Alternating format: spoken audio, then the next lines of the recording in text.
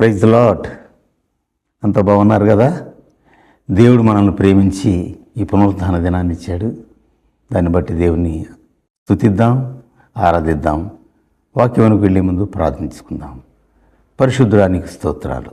మీరిచ్చిన ఈ నూతన దినమును బట్టి, పునరుత్థాన దినమును బట్టి నీకు స్తుతులు చెల్లిస్తున్నాం. ఈ వాక్యాన్ని ప్రభువా బిడ్డలకు ఆశీర్వకరంగా, నీ నామానికి మహిమకరంగా చేయండి. వివరించడానికి నాకు జ్ఞానం ఇవ్వండి, యోగ్యునిగా చేయండి. యేసు నామములో ప్రార్థిస్తున్నాను తండ్రి, ఆమెన్. మీకందరికీ ప్రభు అయిన యేసుక్రీస్తు ప్రశస్త నామములో శుభములు కలుగునుగాక.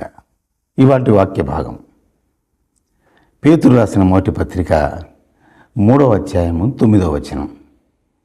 ఆశీర్వాదమునకు వారసులొకటుకు మీరు పిలువబడితిరి గనుక కీడుకు ప్రతి కీడైనను, దూషణకు ప్రతి దూషణయన్ను చేయక దీవించుడి. దీవించుడి. ఎందుకు దీవించాలి? మన కీడు చేసిన వాడిని మనం ఎందుకు దీవించాలి అని ఆలోచన చేసినప్పుడు ప్రభు చెప్పిన మాటలు ఎంత ఆశ్చర్యకరమైనవి, అద్భుతమైనవి, ప్రేమ కలిగిన మాటలు. మీరు ఈ లోకమునకు ఎందుకు పిలువబడ్డారంటే మీరు ఆశీర్వించబడ్డానికే పిలువబడ్డారు. అంటే మీ నోటి మాటలు ఆశీర్వాదకరమైనవిగా ఉండాలి, ఆ మాటలు దీవెనకరంగా ఉండాలి.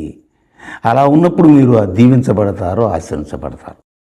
మిమ్మల్ని చూచి ఈ లోకము ఒకవేళ కీడు తలపెట్టినా, మిమ్మల్ని దూషించినా మీరు ప్రతి దూషణ చేయొద్దు, కీడుకు ప్రతిగా కీడు చేయవద్దు. మీరు వారిని దీవించండి.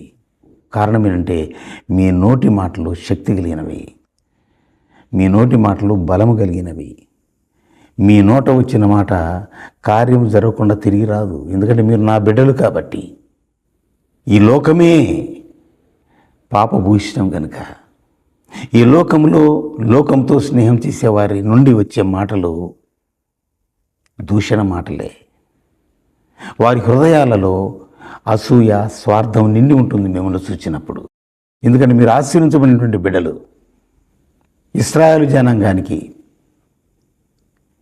విశ్వాసులకు తండ్రిగా ఏర్పాటు చేయబడిన అబ్రహాము సంతానం మీరు కనుక ఆయన వాగ్దానాలు మీ వాగ్దానాలు.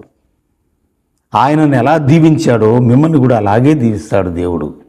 కనుక మీరు కీడుకు ప్రతిగా కీడు వద్దు, దూషణకు ప్రతి దూషణ ఏమాత్రం చేయకుండా వారిని దీవించండి.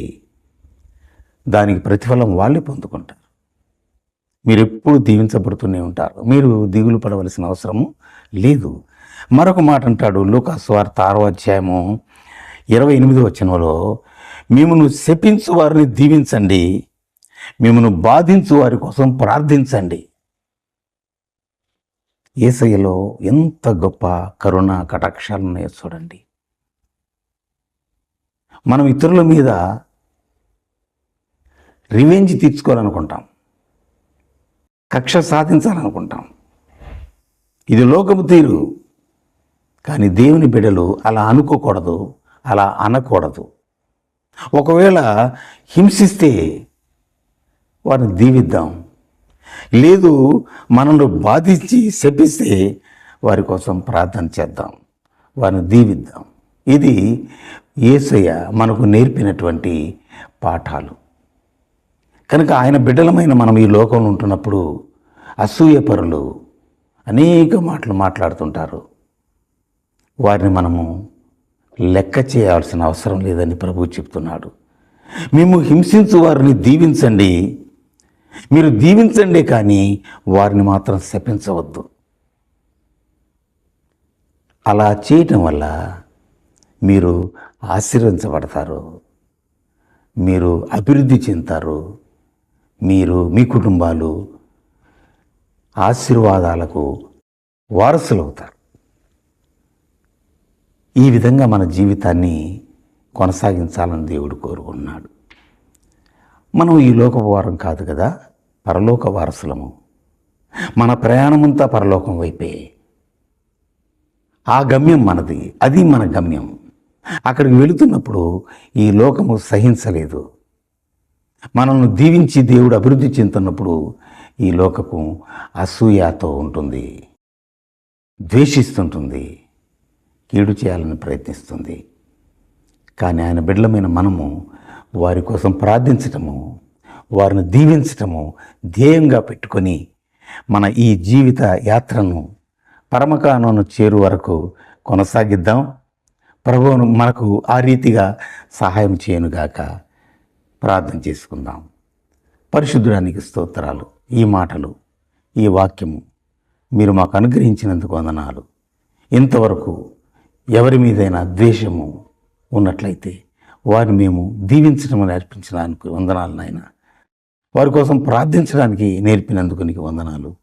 ఆ రీతిగా మేము నీ ఆశీర్వాదాలు పొందుటానికి ఒక మార్గాన్ని సరళం చేసావు, నీకు స్తోత్రాలు నాయన. మేము ఆశీర్వాదానికి కారకులం అవటకే మమ్మల్ని ఈ లోకానికి పంపారు, ఈ లోకంలో మీరు పిలుచుకున్నారు. ఆ రీతిగా మేము మా జీవిత యాత్రను కొనసాగించడానికి సహాయం చేయమని ఈ బిడ్డలను దీవించండి ప్రభువా, దీవించండి, ఆశీర్వించండి, అభివృద్ధిపరచండి. నీ బిడ్డలుగా వీరిని ఆశీర్వదించండి, నీ బిడ్డలుగా వీరిని అంగీకరించండి, వీరి కుటుంబాలను దీవించండి. ఇక నుండి వీరు నీ బిడ్డలుగా, దీవించే బిడ్డలుగా, ఆశీర్వించే బిడ్డలుగా నాయన, శపించే వారి కోసం ప్రార్థించేవారిగా, కీడు చేసేవారిని దీవించేట్టుగా చేయమని యేసు నామములో ప్రార్థిస్తున్నాను తండ్రి. Amen, amen. Praise the Lord. అందరికీ వందనాలు.